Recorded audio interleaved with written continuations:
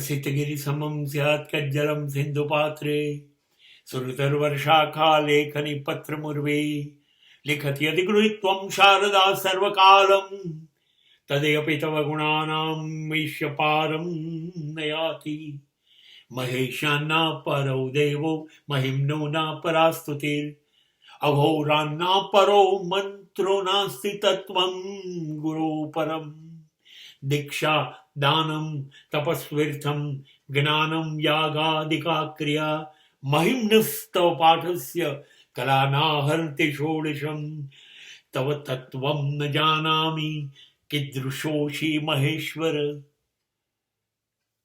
ઇત્તેષાવાङ्मयी પૂજા શ્રીમચ્શંકર પાર્દયો Arpita તૈન દેવેશમ પ્રિયતામ way Sadashiv. Pushpadant નામનો દેવદૂત હતો, સ્વર્ગમાં હતો. દેવતાઓ જ ભૂલ કરે છે, એકલા માણસ નહીં, એને પણ ભૂલ કરી અને એને શ્રાપ આપવામાં આવ્યો, જા ધરતી પર જતો. પછી દેવતાઓ પાછું વરદાન પણ આપે કે આમાંથી શ્રાપમાંથી મુક્ત કેવી રીતે થઈશ, એ મુક્ત થાઓ માટે એને એવું કીધું, જા તું શ્રેષ્ઠ સ્તુતિ ભોળાનાથની કર, એનું નામ લે અને તો કદાચ એ તને માફ કરી દેશે, પાછો તું દેવદૂત બની જશે. અને એને જે સ્તોત્ર રચ્યો એને શિવ મહિમ્ન સ્તોત્ર કહેવાયો. અદ્ભુત છે અને ઘણા બધાએ ગાયા છે, પણ મને બે જણા વધારે અસરકારક લાગ્યા છે. એક તો રમેશ ઓઝા અને બીજા શ્યામલ સૌમિલ દ્વારા ગવાયેલું છે. બંને અદ્ભુત છે. આ બંનેના પહેલા ભોજક સરનું શિવ મહિમન સ્તોત્ર બહુ પ્રખ્યાત હતા. એ એવું કહે છે કે મહેશાના પરૌ દેવો, બધા દેવોનાથી મોટો દેવ મહાદેવ છે. અને મહિમન ના પરા સ્તુતિ, મહિમન જેવી કોઈ સ્તુતિ નથી અને ઓમકાર જેવો કોઈ મંત્ર નથી. અરે તમે દીક્ષા આપો, દાન આપો, યજ્ઞ કરો, તપસ્યા કરો, ગમે તે કરો, બધું નકામું છે જો તમને મહિમનમાં રસ હોય તો.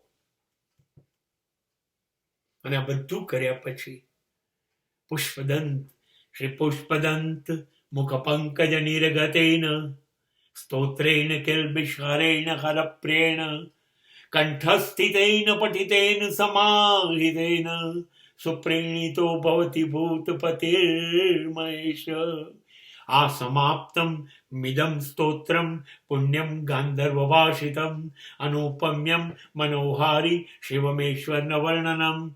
શિવ પ્રસન્ન થાય છે. બોલ, આટલું સરસ સ્તુતિ રચી અને ત્યારે કહે છે, હું શું કહું, ઇત્તેષાવાङ्मयी પૂજા.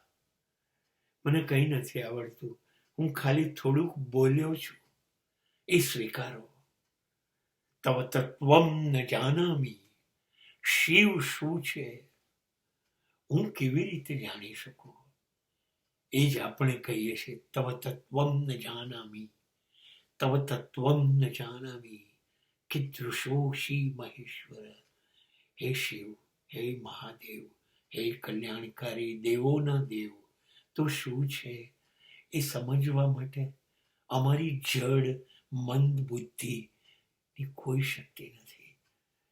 પણ છતાંય અમે તારી આ સ્તુતિનું ગાન કરીએ છીએ, તો તું અમને મુક્તિ આપજે, તું અમને ભક્તિ આપજે, તું અમને શક્તિ આપજે.